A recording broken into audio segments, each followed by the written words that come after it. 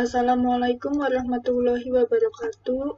Nama saya Maharani Ismiskar Arung dengan NIM 336-2048 dari jurusan Teknik Sipil 2020 kelas B.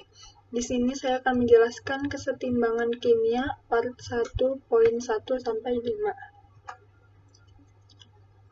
Adapun poin-poin yang saya bahas, yang pertama pengertian reaksi kesetimbangan, yang kedua syarat-syarat terjadinya kesetimbangan, yang ketiga menentukan tetapan kesetimbangan berdasarkan konsentrasi atau KC homogen dan heterogen, yang keempat menentukan hasil bagi reaksi, yang kelima hubungan KC dan Ki, serta contoh-contohnya. Yang pertama pengertian kesetimbangan kimia. Di sini ada bentuk umum reaksi bolak-balik sebagai berikut, dengan keterangan A dan B sebagai reaktan, C dan D sebagai produk. Reaksi bolak-balik adalah reaksi yang berjalan dua arah ditandai dengan tanda panah ganda dan membentuk kesetimbangan.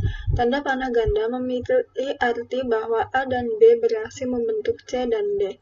Pada laju yang sama, C dan D bereaksi membentuk A dan B.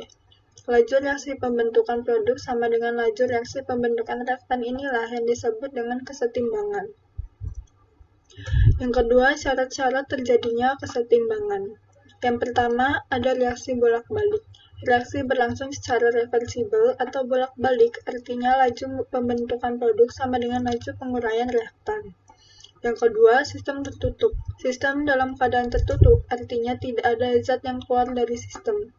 Yang ketiga, bersifat dinamis. Bersifat dinamis artinya secara mikroskopis reaksi berlangsung terus-menerus dalam dua arah dan secara makroskopis tidak menunjukkan terjadinya perubahan pada sistem.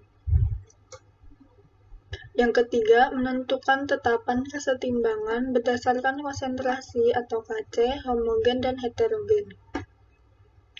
Tetapan kesetimbangan dapat dinyatakan dalam tetapan kesetimbangan konsentrasi atau KC dan tetapan kesetimbangan tekanan atau Kp adalah perbandingan komposisi hasil reaksi dengan pereaksi pada keadaan setimbang dalam suhu tertentu.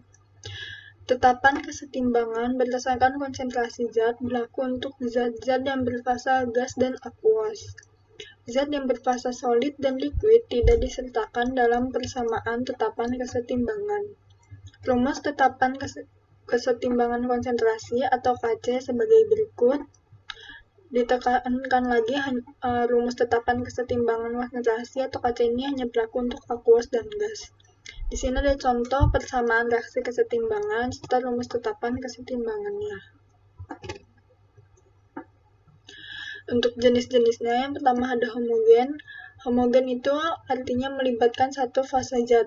Di sini contoh yang pertama dia melibatkan fase gas, yang kedua dia melibatkan akuos. Yang kedua ada heterogen melibatkan lebih dari satu fase zat. Untuk contoh yang pertama dia melibatkan akuos dan liquid. Untuk contoh yang kedua dia melibatkan solid dan gas. Untuk contoh soalnya, tentukanlah besar konstanta kesetimbangan dari reaksi di bawah ini dengan mol masing-masing diketahui. Karena rumus tetapan kesetimbangan hanya berlaku untuk gas dan aquos, di sini dengan fasa gas hanya CO2 sehingga tetapan kesetimbangannya itu mol dari CO2 yaitu 0,4. Yang keempat, menentukan hasil bagi reaksi. Di sini ada bentuk umum hasil bagi reaksi atau Ki. Hasil bagi reaksi mempunyai bentuk umum yang sama dengan tetapan kesetimbangan berdasarkan konsentrasi atau KC. Untuk perbedaannya adalah nilai KC didapatkan ketika sistem dalam keadaan setimbang, sedangkan nilai Ki didapatkan ketika sistem belum pada keadaan setimbang. Yang kelima ada hubungan KC dan Ki. Untuk yang pertama, jika nilai Ki kurang dari nilai KC, maka reaksi maju sampai kesetimbangan tercapai.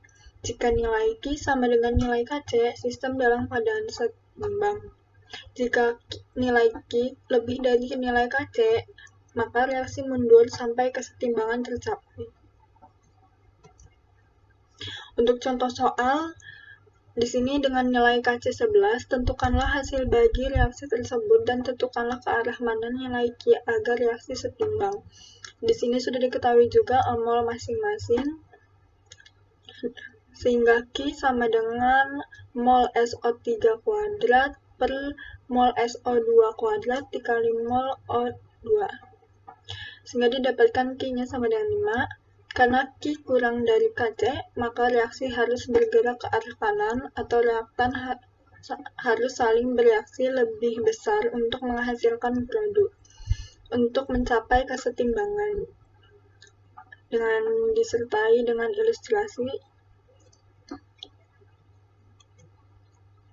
Sekian dari saya, kurang lebihnya mohon maaf. Wassalamualaikum warahmatullahi wabarakatuh.